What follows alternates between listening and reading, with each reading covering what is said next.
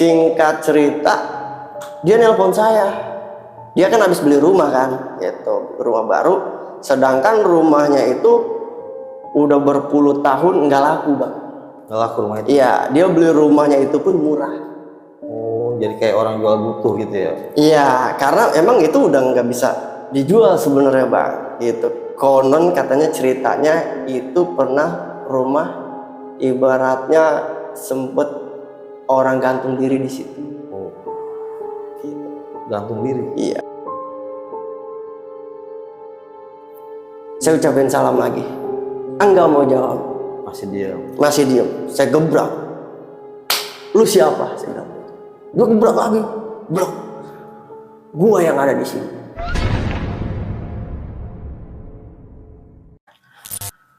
Assalamualaikum warahmatullahi wabarakatuh. Balik lagi dengan gua Bang Dul, masih di Gemas Gelap Malam Story.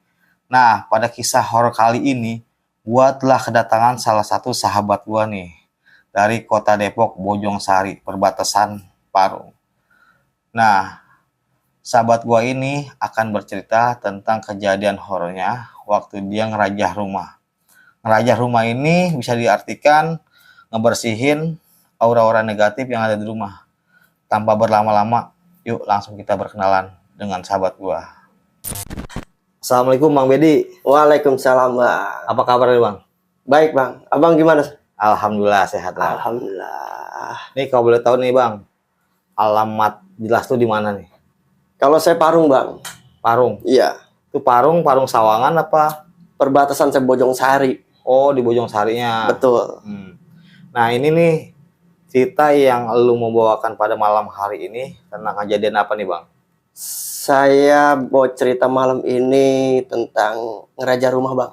Ngeraja rumah? Iya. Itu maksudnya ngeraja rumah tuh kayak gimana? Kalau gua kan udah paham nih, kan kalau pemirsa belum nih, bisa dijelasin nggak nih? Jadi ngeraja rumah itu kita diyakinin orang buat membersihkan ibaratnya yang ada di rumah itu, yang maupun usil ataupun tidak usil. Pokoknya aura-aura negatif lah aura ya. negatif, ibaratnya dari gangguan jin ataupun manusia, Bang. Oke.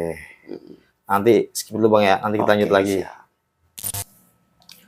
Oh iya, untuk yang belum subscribe, yuk subscribe dan aktifkan lonceng notifikasinya agar kalian tidak ketinggalan video-video terbaru dari kita. Yang sudah subscribe, gue ucapkan banyak-banyak terima kasih. Semoga kalian selalu diberikan keberkahan, rezeki yang berlimpah oleh Allah Subhanahu wa Ta'ala. Nah, bagi kalian juga nih yang ingin menjadi narasumber di sini, bisa hubungi nih nomor di bawah ini nih. Karena lokasi kita nih ada di Tangerang Selatan. Lokasi persisnya depan Rumah Sakit Umum Tangerang Selatan. Tanpa berlama-lama, yuk kita simak videonya dari awal sampai akhir. Jangan kemana-mana, tetap di Gemas Gelap Malam Story.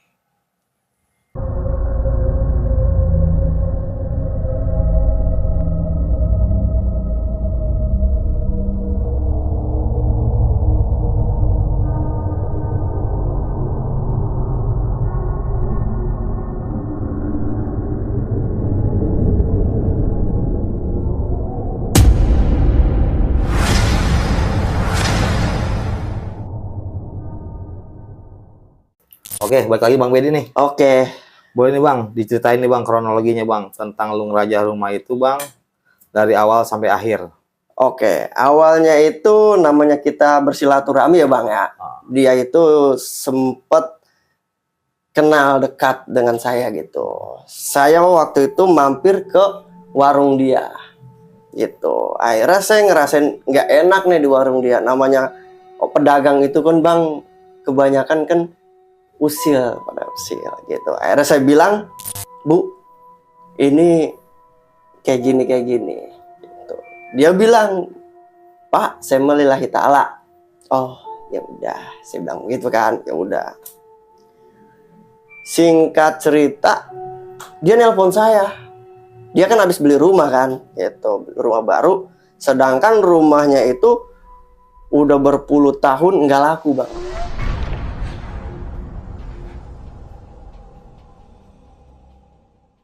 Nggak laku rumah itu? Iya, dia beli rumahnya itu pun murah.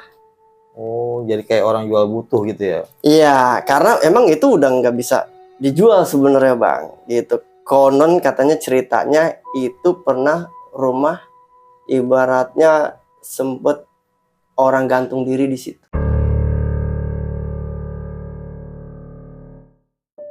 Oh, Gitu. gantung diri. Iya, karena dia itu nggak cerita tentang itu, dia itu tinggal di Ciledug, gitu. Dia belilah rumah itu, gitu. Akhirnya dia bilang gini, telepon tuh saya ditelepon, Pak, lagi di mana gitu. Saya lagi di rumah, saya bilang gitu. Ada apa? Saya bilang 2 malam Pak, saya nggak bisa tidur. Gitu. Ini ibu-ibu apa bapak-bapak nih? Ibu-ibu. Ibu-ibu. Iya. Gitu. 2 malam Pak, saya nggak bisa tidur. Emang kenapa? Saya diusilin Pak. Gitu. Saya kan baru di sini. Lah, emang ibu baru beli rumah? Bilang gitu. Iya Pak. Bilang gitu.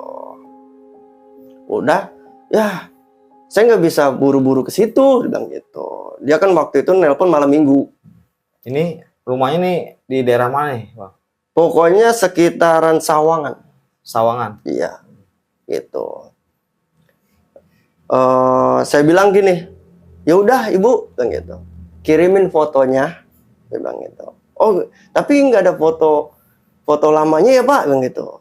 Sekarang kan fotonya udah, ibaratnya rumahnya udah dicat, bilang gitu. Oh ya udah, kirimin. Nah begitu saya melihat fotonya, saya kaget, gitu. Kagetnya? Fotonya itu warnanya hitam. Gelap. Iya, sekarang logikanya masuk nggak? Ibaratnya, saya namanya seumur umur belum pernah namanya ngelihat rumah itu catnya warna hitam. Iya. Gitu. Tanda kutip nih ya. Nah, ada apa di situ? Gitu. Iya, karena dulu ibarat saya pernah punya cewek, catnya itu warna hitam. Gitu. Pas ketika saya kasih uang buat beli cat warna pink lah, kan cakep dong rumah cewek warna pink. Iya. Itu habis dicat, bapaknya datang marah-marah di situ. Kok bisa? Nah, disitulah tanda tanya. Mungkin masalah itu biar berikutnya gitu. Kembali lagi ke itu kan. Iya, siap. Waduh, ini berat banget bos, bilang gitu. Kenapa emang Pak? Dari catnya warna hitam, bilang gitu. Itu maksudnya cat hitamnya ini menurut pandangan Bang Bedi atau dicat sama dia nih? Emang dicat warna hitam. Oh, sama si Bu ini cat hitam. Iya. Enggak, emang dari beli barunya itu, makanya dicat warna abu-abu kalau nggak salah, atau biru kalau nggak salah. Gitu. Akhirnya saya bilang, bos, Bu, saya lagi banyak acara nih panggilan. Kalau saya makan emang kadang dipanggil buat ngerajah, kadang dipanggil buat pedagang, pemanis atau penglaris gitu ya bang. Gitu. Akhirnya, bisanya kapan? Malam Jumat, saya bilang gitu. Udah, singkat cerita malam Jumat saya jemput bini saya sekalian dah kan, jemput bini gitu. Udah anak buah saya lagi pada main di rumah, ayo ikut, saya bilang gitu. Nah akhirnya pas nyampe rumah itu baru duduk diseduhin kopi, saya minum kopi, itu suara mesin cuci digedor-gedor. Di rumah Bang Bedi? Di rumah yang itu, orang itu. Oh, di rumah yang itu? Iya, kan logikanya, wah ini ibaratnya menantang banget gitu. Ibaratnya secara logika kok bisa gitu, sampai gedor mesin cuci. Padahal di situ nggak ada orang ya? Di mana? Di rumah itu nggak ada orang. Masa di dekat mesin cuci itu nggak ada orang? Nggak ada orang, kita lagi pada ngumpul semua tuh di 7 orang di ruang tamu. Gitu, pas digedor, dog, kata si ibu langsung, tuh Pak, kayak gitu Pak. Tapi masih dilanjutin, dog. Itu anak buah saya sampai pada kaget, kok bisa ibaratnya begitu. Akhirnya ya kalau saya mah sambil minum kopi, saya senyum aja gitu. Ibaratnya kita buat tenang lah ibaratnya. Udah, saya ngobrol lagi, dimainin lagi tempat sendok. sama tuh makhluk. Iya. Nah, berarti kan bener usil banget kan di sini. Itu. Cing cing cing cing cing cing cing cing. Gitu, namanya bunyi sendok apa gimana sih? Iya. Itu. Udah nggak lama, waktu udah mulai malam, pukul 11 saya sholat di situ, saya zikir di situ, saya minta sama dia, Bu, saya butuh ini. Medianya nih. Iya. Nah, Saya ibaratnya bukan ngejalur ya Bang, ibaratnya media itu. Itulah media syariat saya. Gitu. iya, iya. Syariat saya itu, bilang gitu. Udah, akhirnya dibeliin nama anak buah saya, ini. Udah. Saya ngambil wudhu, saya sholat, saya zikiran, saya nyalain rokok. Gitu. Saya nyalain rokok, udah, rokok itu mati Bang. Tiba-tiba mati. Baru kita habis selesai sholat, kita zikiran, mulai zikiran tawasul, itu mati. Kita nyalain lagi, mati lagi. Itu sampai 4 kali baru hidup. Kayak emang nggak boleh dihidupin gitu ya. Iya, gitu. Kayak nggak seneng lah dia juga, gitu. Udah, singkat cerita, ada kawan saya, dia itu punya kehadiran. Gitu. Iya, paham. Kehadiran, saya bilang gini, Bro, gue pengen ngetes lu, bilang gitu. Siap Bang, kata dia tuh. Udah, yaudah, gue panggil yang di sini, lu siap-siap, gitu. Udah kita masukin, kita ucapin salam sampai 3 kali, itu dia nggak mau jawab. Diem aja deh. Diem aja. Udah, wah dia nggak bisa baca. Berarti tahu bahasa saya nih. Saya baca surat Al-Muluk ayat berapa gitu, biar dia paham bahasa saya. Saya ucapin salam lagi, enggak mau jawab, masih diem. Saya gebrak, lu siapa? Saya bilang begitu. Dia gebrak lagi, blok, gua yang ada di sini.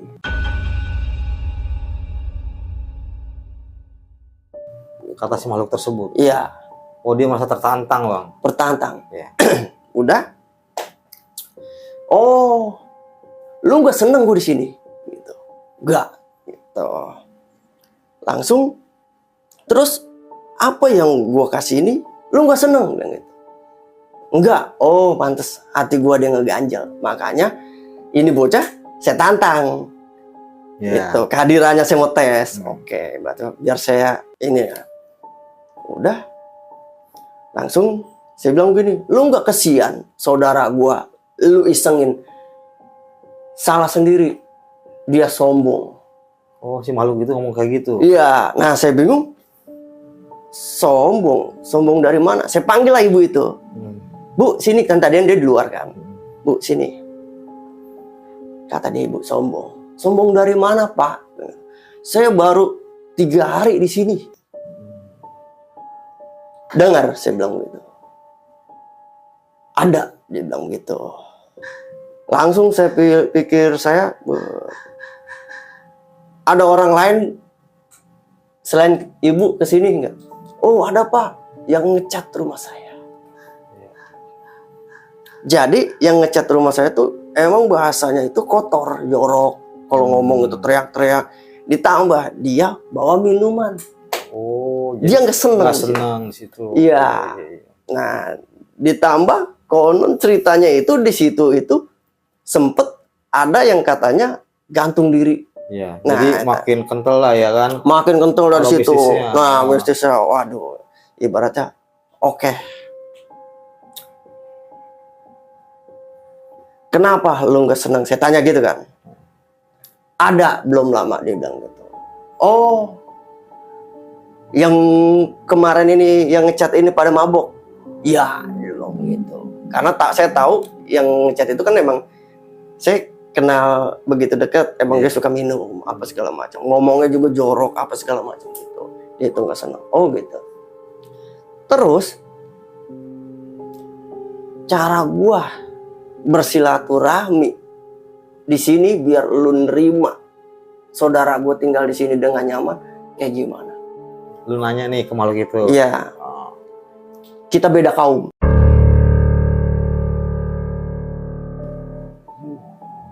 Gitu. Sombong banget. Sombong banget. Kita beda kaum. Emang kaum lu apa? Saya bilang gitu. Kita beda kaum gitu. Sambil ekspresi yang namanya orang kesurupan gimana sih ekspresinya. Gitu, nadanya juga tinggi. Kita beda kaum misalnya. Udah. Cara gua biar lu nerima saudara gua tinggal di sini kayak gimana? Gitu. Kita beda kaum, masih begitu baik. Masih kekeh Ya, dia. masuk kekeh. Kaum lu apa? Saya bilang gitu. Dia bilang, kaum gue iblis.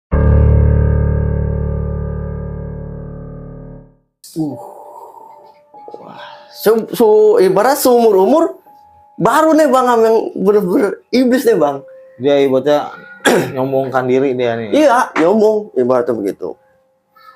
Udah, oh iblis. Jadi takut deh, saya bilang gitu. Dari ngomongnya aja dia udah tinggi. Saya Ya, bilang, maksudnya takut ngeledek apa takut beneran nih? Hah? Takut ngeledek, takut beneran. ya sama ini be, Ya, speak itu. ya ibaratnya kan sekarang gini bang. Dia iblis, dia setan, kita mah udah pasti menang. Karena kita makhluk yang paling mulia bang. Cakep. Setuju gua. Karena apa? Sebenarnya yang bikin dia berani itu karena kita takut. Jadi kita halu. Nah di situ dia nyosok. Gitu bang. Pokoknya kalau semakin kita takut, dia semakin berani nih. Ibaratnya ruang ini kita makin sempit jadi. Nah kita malah makin sempit. Padahal kalau kita tantangin balik dia nggak bisa apa-apa bang. Gitu. Dia nggak pernah bisa megang kita. Dia nggak pernah bisa apa. Paling dia cuma barang apa. Kayak ibaratnya galon apa gitu. Dia dengar ceritanya itu ya begitu. Apa? Saya diisengin bang. Saya baru tinggal di situ. Saya naruh galon di belakang pintu. Itu pas pintunya saya tutup beneran dipepet di belakang pintu. Pintu kagak bisa dibuka. Jadi seolah-olah tuh biar dia nggak bisa keluar gitu. Iya nggak bisa kebuka tuh. Bukan keluar. Jadi dia nggak bisa masuk ke dalam Rumahnya. dapur, ruangan dapur gitu. Udah saya tanya begitu, gua iblis. Oh, jadi takut, saya bilang gitu kan. Oke, sekarang gini aja. Gua masih kekeh nanya. Cara gua bersilaturahmi sama lu biar keluarga gua bisa nyenyak di sini, tinggal di sini. Dia udah ngeluarin duit banyak, saya bilang. Gitu. Kayak gimana? Saya bilang gitu. Lawan dulu gua. Dia bilang begitu. Dengan sombongnya dia. Dengan sombongnya lawan dulu gua. Yakin saya bilang gitu. Ya kata dia gitu. Udah dia ngotek bang. Dia ngotek 3 kali. Bleg saya diem. Dia ngotek lagi 3 kali. Saya diem.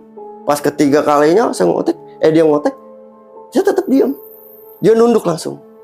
Itu dia ngotek itu ibaratnya pasti ngeluarin tenaga dalam ya kan? Iya. Dengan cara dia. Mm-mm. Itu lu nggak berasa apa-apa? Enggak berasa apa-apa. Karena saya bilang, jadi takut. Saya cuman bangkitin ini doang dia. Adrenalin dia ya? Iya, ibaratnya. Biar dia merasa tertantang. Nah, jadi gini bang, semakin dia tertantang itu, semakin dia nggak ada apa-apa ya bang. Gitu, asalkan kita yakin sama Gusti Allah Allah. SWT ya? Iya, gitu. Akhirnya, saya giniin. Udah, capek saya bilang gitu. Dia makin nunduk. Malu dia. Iya, nunduk. Saya bilang, masih mau lagi? Nunduk lagi, gitu. Akhirnya saya gini, ini gua belum apa-apa. Saya bilang, kalau gua sampai ngelawan, habis loh. Saya bilang gitu. Sekarang lu berarti nyomongin diri dan nih. Iya, iya. Karena ibaratnya makhluk sombong, pantas kita sombongin lagi ya kan? Iya. Masa gitu. Kalau gua sampai ngelawan, semua habis. Saya bilang gitu. Itu kalau boleh tahu bang, itu di rumah itu tuh ada berapa makhluk selain dia? Itu sebenarnya yang paling ini itu dia itu rajanya bang di situ. Ini yang tadi ini. Ya, rajanya di situ, banyak di situ, ada di depan. Itu yang gantung diri ini masih ada di situ? Ada bang. Dia masih arwah penasaran. Iya. Apa arwah penasaran atau gimana? Kalau itu sih sebenarnya bang, emang namanya orang gantung diri, orang meninggal itu sebenarnya udah langsung. Iya, Bang. itu jin lah ya. Itu jin. Nah, menyerupai dia. Ya. Nah itu. Akhirnya kalau sampai ini gue belum ngelawan gitu. Kalau lu mau ngelawan, ayo keluar. Gitu. Saya bilang gitu. Wah, dia tuh makin lari deh bang gitu. Dipegangin ke nama anak-anak. Pas dipegangin sama anak, udah diem lagi, itu kayak ada bunyi bang. Di situ kayak ada yang main HP, sedangkan kita itu 7 orang lagi ngumpul gitu, nyaksin itu dia, gitu. Bunyi itu ya kayak di TV-TV bang, di film-film tuh kayak manggil-manggil kodam, segala macam. Dengan cara pakai musik nih. Nah iya, dalam hati saya, kok ada suara ini gitu. Nah udah, langsung saya cabut, dia nggak mau. Nah, pas kata saya cabut, dia nggak mau bang. Nggak mau deh. Dia ngomong, kenapa lu nggak mau keluar? Gua pengen mendekatkan diri. Kata si iblis ini. Iya. Saya bilang, yaudah, lu masuk Islam aja. Oh berarti ini si bahasanya jin kafir nih ya? Ya kita jawab assalamualaikum aja enggak? Iya pak. Gitu. Yaudah lu masuk Islam aja. Gak.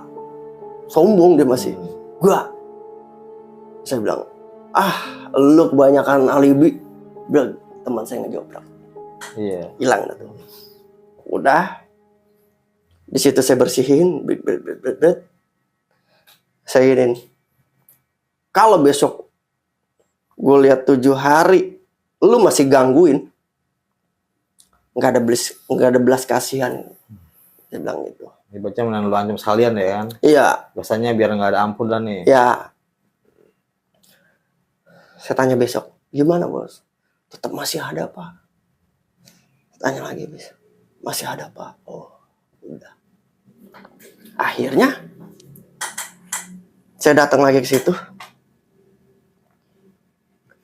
Feeling batin saya ngomong, oh, bisa baik bang.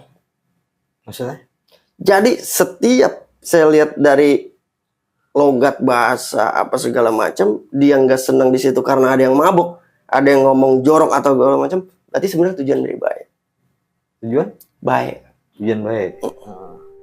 Ibarat gitu. Udah bos. Sekarang gini, mau dibuang atau tetap di situ? Kalau di situ, insya Allah yang ada dia baik, bisa nolong. Oh gitu, ya. Saya tanam lah bang di situ. Si ini nih, ibaratnya bikinan lu lah ya. Iya, gitu. Saya tanam di situ, udah. Tetap saya jikiran tawasul. Saya minta dilurusin. Tanam di situ, udah segala macam. Saya bilang gini, maaf. Ini suatu hari, insya Allah dia bakal nolong ibu. Si makhluk tadi nih. Iya. Kalau saya nanam itu, saya nggak pakai kodam bang. Ya, murni lah. Saya tetap pakai alam. Gitu. Jadi semakin dia jahil di situ, dia semakin panas aura di situ bang. Si jin tersebut. Pokoknya dia semakin dia bertingkah macem-macem, makin kebakar lah dia kan. Iya. Kalau semakin taat, semakin baik bahasanya. Dia bertahan di situ. Iya. Gitu. Udah. Nah pas kelar begitu, sampai istri saya juga, sampai yang punya rumah juga ngomong, hawanya, lampunya jadi beda gitu. Syukur dulu masuk ya batin. Udah. Pas besokannya saya nanya, saya habis nanam, mimpi apa?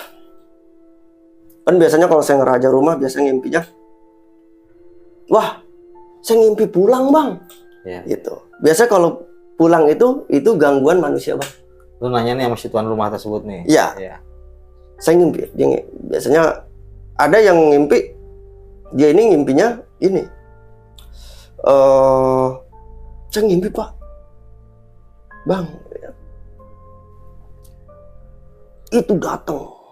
Ada yang hitam, pocong, kunti. Di rumah, di dalam mimpinya ini. Saya paksain kan. Saya tangkap satu kunti. Yang dua itu ke belakang dia malah. Ke belakang? Belakang ada dia. Oh, di belakang si ibu itu. Iya. Dalam mimpinya nih. Iya. Ketika spontan langsung ada yang nyerang dia bang. Nah yang kedua itu yang ke belakang dia langsung nyerang. Serangan yang mau nyerang si ibu itu di mimpi si ibu itu.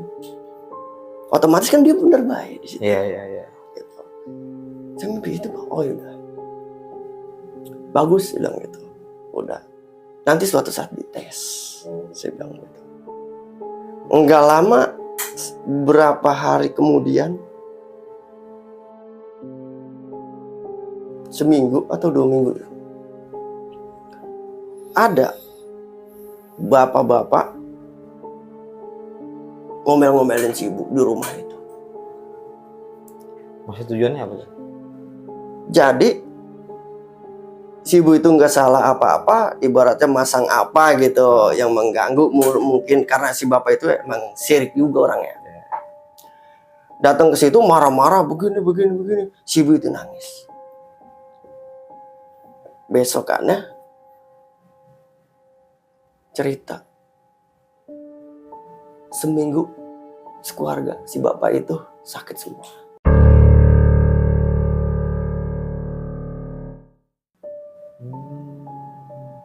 Ya gue paham nih, sakit karena dia nggak senang tuan rumah ini disakitin ya kan?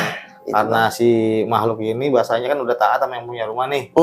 Walaupun dia nggak minta sama si makhluk ini, otomatis dia nggak senang nih sama yang jahilin ini. Ya. Ya, Nah dari situ kan saya bilang, kan kemarin saya bilang, ini kalau ada yang nggak senang, dia pasti yang nyerang. Ibu mah ikhlasin aja, ibarat begitu. Dia sakit, saya pikir bohong. Karena yang sakit itu, yang tadi saya bilang yang ngomong jorok itu, anaknya. Oh iya. Yang ngechat rumah ini. Iya. Anaknya kan sempet emang kenal juga, datang. Dia pengen ngurut sama saya. Gitu. Datang ngurut sama saya. Cuman saya nggak begitu ladenin karena saya posisi saya lagi tugas kerja. Gitu. Badan gue nggak enak nih. Mengapa emang? Kan emang itu bocah sempat bisa juga. Bocah orang bisa juga. Gue kemarin ponakan gue nangis dulu. Gue kerjain air, gue kiprat-kipratin. Larinya malah ke gue semua keluarga. Tuh, bocahnya sehat. Itu keluarga. Efeknya ke dia jadinya. Iya. Udah, pas dia tahu begitu, si WA. Bu, kasihan ada anak kecil. Ikhlasin. Jangan dimasalahin. Udah, alhamdulillah sehat kembali bang. Oh, pokoknya semakin ibu ini makin gundel, ini belum hilang nih. Nah iya. Semakin dia ibadah udahlah, gue berpasrah diri sama Allah, segala ketentuannya hilang Gitu. Akhirnya pas ini semakin dia tadi yang nganggap saya nggak bisa apa-apa nih ibadah. Ya kadang-kadang ya abang pernah ngerasain juga dah waktu ngajak tamu ibadah gitu kan. Dia itu sempat nggak percaya kan sama saya gitu. Endingnya kan dia yakin. Ya saya juga nggak mau ya saya juga nggak bisa apa-apa sih ibadah gitu. Ya pokoknya ilmu yang kita punya semuanya atas izin Allah juga ya kan. Ya betul. Jadi kita nggak merasa bangga nih segala apa yang kita punya. Karena saya juga gini bang, saya juga nggak sekonyol-konyolnya. Saya datang, saya nawarin diri, gitu. Kalau misalkan orang itu nelpon, orang itu datang, kan kita, wah dikasih kepercayaan, keyakinan sama dia, kita bisa bantu. Insya Allah kita walaupun kita punya Bismillah, daun itu daun racun, kita jadiin obat, insya Allah bang. Gitu. Intinya yakin ya. Yakin. Nah, akhirnya dia kayak gini. Nelpon, "Bang, warung sepi banget." Kalau saya kan namanya orang ini kan saya nggak tega. Iya, siap. Iya, kadang ngeliat status orang pada sakit, saya speknya sini ngopi, saya bilang gitu. Dia datang, "Lu mengapa?" Akhirnya saya urut, saya ini gitu. Ya udah, besok siapin air cucian beras. Saya bilang gitu. Udah. Besokannya, "Pak, Bang, udah ada nih. Anak buah saya suruh bawa lagi ke rumah saya." Udah malamnya saya ibaratnya saya sholat, saya jikiran, saya tawasul, saya minta dilurusin. Besokannya saya pagi, udah rame Warungnya nih. Saya bilang, "Bos, kalau misalkan warung ramenya tongkrongan tok situ-situ doang, enggak berhasil. Tapi kalau emang rame yang datang itu orang mana-mana, bos enggak tahu, orang kenal apa segala macam, itu berhasil." Sukses. Dia langsung, "Oh, pantes Pak, dari pagi sampai malam yang datang itu saya nggak kenal semua gitu." Ya alhamdulillah. Udah. Nah, akhirnya sempet sepi lagi. Warung itu. Ada saingan. Oh iya. Ya namanya dunia perbisnisan kadang gitu ya kan. Iya. Sebenarnya tukang dagang itu paling ngeri, Bang. Pertama, tujuan dia di usaha. Di usaha ibaratnya nggak tembus, di keluarga, hubungan keluarga masih nggak tembus, baru terakhir di anak. Oh begitu. Maksudnya nih maksudnya di keluarga kayak gimana nih? Keluarga itu biasanya dia mau memecah belah, Oh kayak cekcok ya. gitu. Kalau di anak? Ya, sakit. walau alam Bang, sakit. Gitu. Keseringan yang saya hadapin itu nggak ada. Meskipun anak itu keadaan sakit tetap dipindah ke pesantren. Di beda tempat lah ya. Iya, ibaratnya diobatin lah pesantren. Gitu, Bang. Udah berapa orang soal saya nyeksin di situ. Gitu. Nah, seketika itu saya datang, saya ngopi, segala macam. Berdua minta maaf, Bang. Si warung sebelah nih. Enggak, yang dua orang kan dia ada anaknya, ada emaknya. Oh yang ngecat Ada laki. Yang ngecat tadi ya gimana? Yang punya warung itu. Yang punya warung kan? Kan Iya yang tadi kan maksudnya yang warung sayang-sayangan ini kan? yang punya kan kembali lagi kita pertama. Kan kita bilang, "Bu, tempat begini-begini." "Pak, saya mau lillahi ta'ala." Oh, iya. Gitu. Ya, sekarang kita tahu, Bang. Allah itu Maha Pengasih. Betul. Gitu kan. Kita niat jelek ke orang, dikasih. Cuman gimana kita nanti dituntut balas di akhirat, Bang. Pertanggungjawaban kitanya. Nah, gitu. Itulah. Sekecil apapun kejahatan kita, ya akan dibalas nanti gitu. Nah, karena ya itu saya bilang, Allah itu Maha Pengasih. Gitu. Oke. Dia sampai minta maaf, "Pak, maaf kenapa? Dulu saya sempat nggak percaya sama gitu-gituan." Iya. Gitu. Kita orang Muslim, gitu. Kita orang Islam, pasti tahu kan namanya syariat Islam. Iya. Kita orang Islam, kita nggak percaya sama gitu-gituan, tapi endingnya tadiannya kita sebenarnya percaya, cuman di hadapan orang kita nggak percaya, Bang. Rasanya nih dia kurang sempurna nih rukun imannya nih ya kan? Nah, percaya dengan yang goib nih ya kan?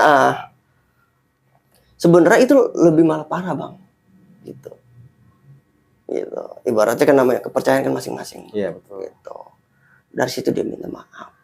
Gitu. Ya emang sih walaupun di zaman modern kayak gini, tapi namanya dunia mistis kadang ya masih kental juga sih. Iya, benar. Kadang kan orang berpikir begini, zaman udah modern masih begini aja. Sebenarnya ya orang yang namanya main ilmu-ilmu kayak gitu masih ada. Masih ada, Iya. Bang, gitu. Makanya ya kalau saya mah ya emang dari awalnya saya ya jujur, saya pengen bisa saya belajar sama guru saya, Kilawang namanya. Itu guru saya. Karena saya dulu pernah dibodohin, Bang.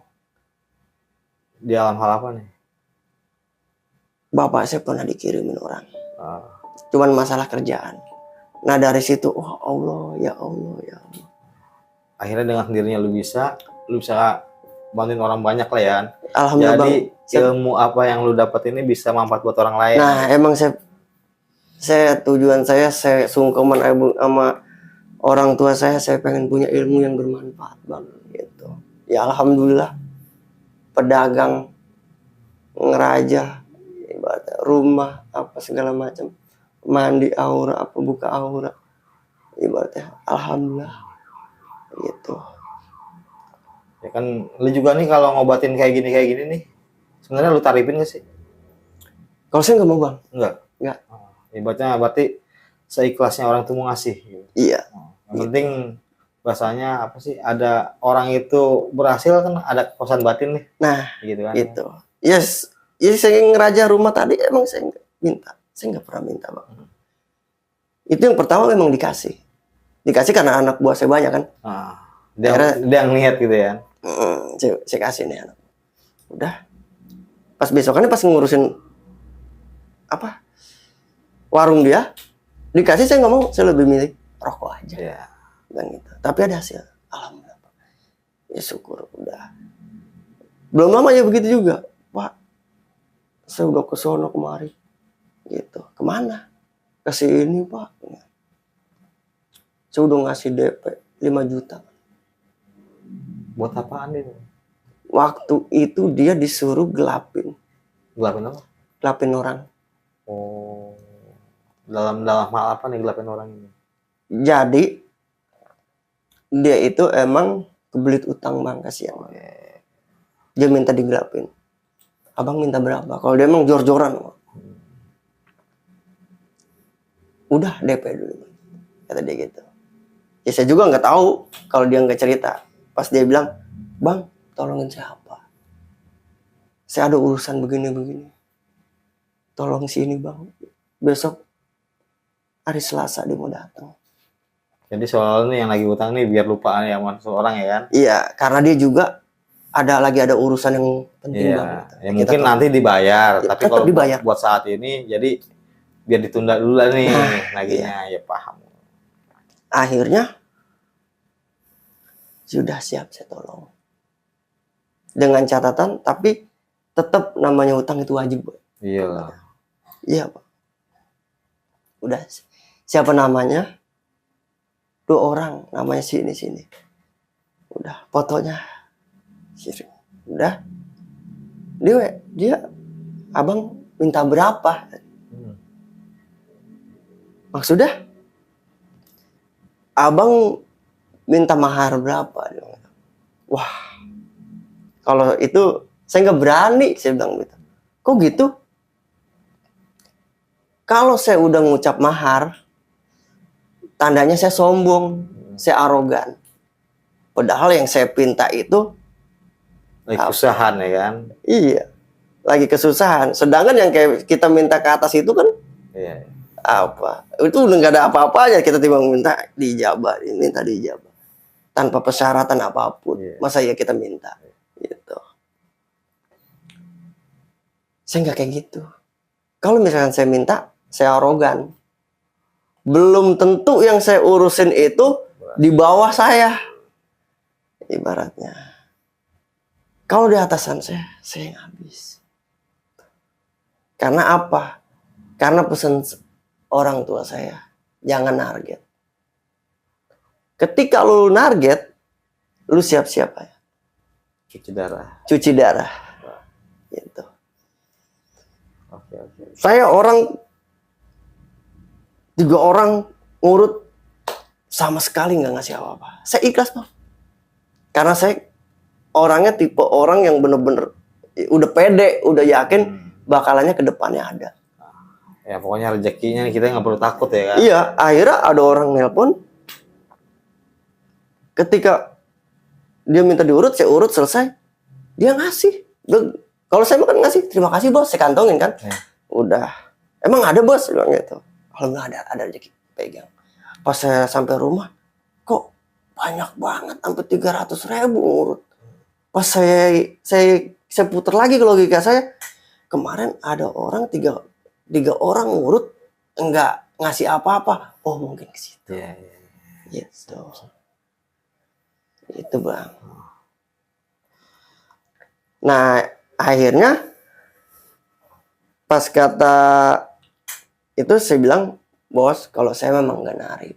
Nanti kalau misalkan ada hasil, bos bisa datang ke sini. Bos ngasih rokok, ngasih apa. Ketika bos enggak bisa atau apa, bos enggak usah susah payah nyari saya. Bos tinggal kasih anak yatim di depan bos. Udah. Kalau saya cuman rugi tenaga 2 hari, itu saya lupa. Saya bilang gitu. Ya Allah Bang, saya baru nemuin orang kayak gini.